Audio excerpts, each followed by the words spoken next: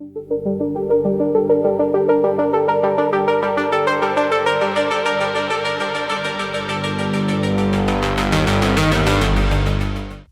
I offer you a choice.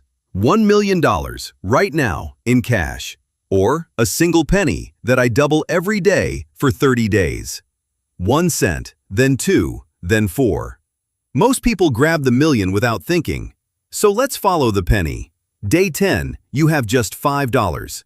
Day 20, 5,000. Still no contest. But watch the final stretch. By day 30, that penny is worth over $5 million. Our brains are built for straight lines, but the most powerful force in finance doesn't move in a straight line. It curves. To feel why the penny wins, put two ideas side by side. The first grows by adding the same amount every step, a straight line. The second grows by multiplying, a fixed percentage every step. At first, they look identical. The multiplying one even falls behind. But addition is patient, and multiplication is relentless. Give it time, and the curve doesn't just pass the line. It leaves it so far behind, the line looks flat.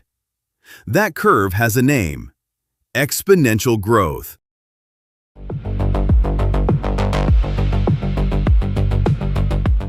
Now put your money on that curve. Invest $1,000 at 10% a year. With simple interest, you earn $100 annually on the original $1,000 forever. A straight line. But compound interest pays you interest on your interest. Year 1, you earn $100. Year 2, you earn interest on $1,100. Every year, your money earns money, and that money earns money too. The gap starts as a rounding error and grows into a fortune. All of this hides inside one small formula. Your final amount equals your principal times 1 plus the rate raised to the power of time. That exponent, time, is where the magic lives. Here's the shortcut the pros use. The rule of 72. Divide 72 by your interest rate, and you get the years for your money to double. And the rate changes everything. A savings account at 2% takes 36 years to double. A fixed deposit near 7%, about 10. A stock index fund, around 10%, just 7. But it runs both ways. Inflation, near 3%, quietly halves your idle cash every 24 years. And a credit card at 24% doubles your debt in 3. Same simple rule, wildly different fates.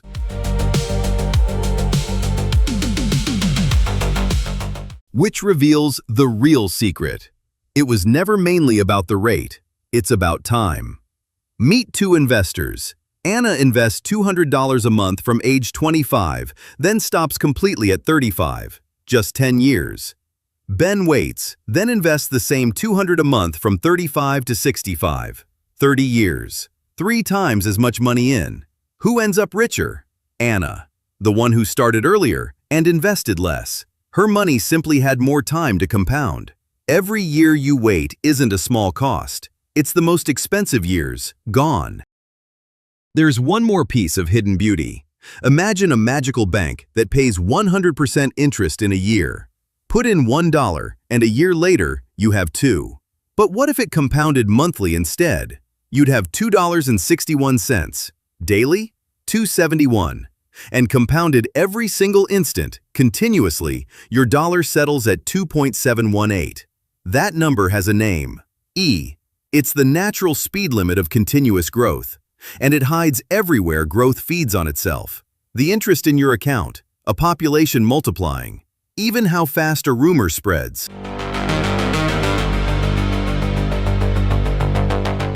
But the curve is loyal to no one. Point it the wrong way, and the force that builds fortunes destroys them. Credit card debt at 20% compounds against you.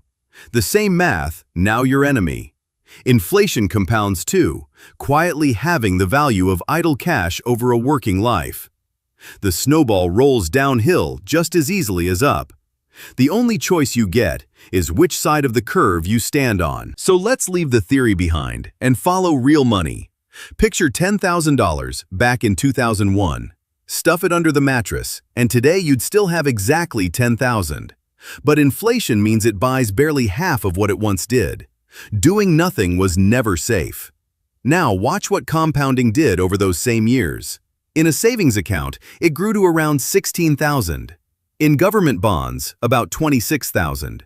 And in a simple S&P 500 index fund, roughly $70,000. 7 times your money just for buying the whole market and waiting. Gold did even better from that particular low. But that was timing, and timing you can't count on. The repeatable lesson is simpler. Idle cash shrinks, invested money compounds, and the earlier you start, the more the curve does the work. You can't make time move faster, but you can decide today to put it to work.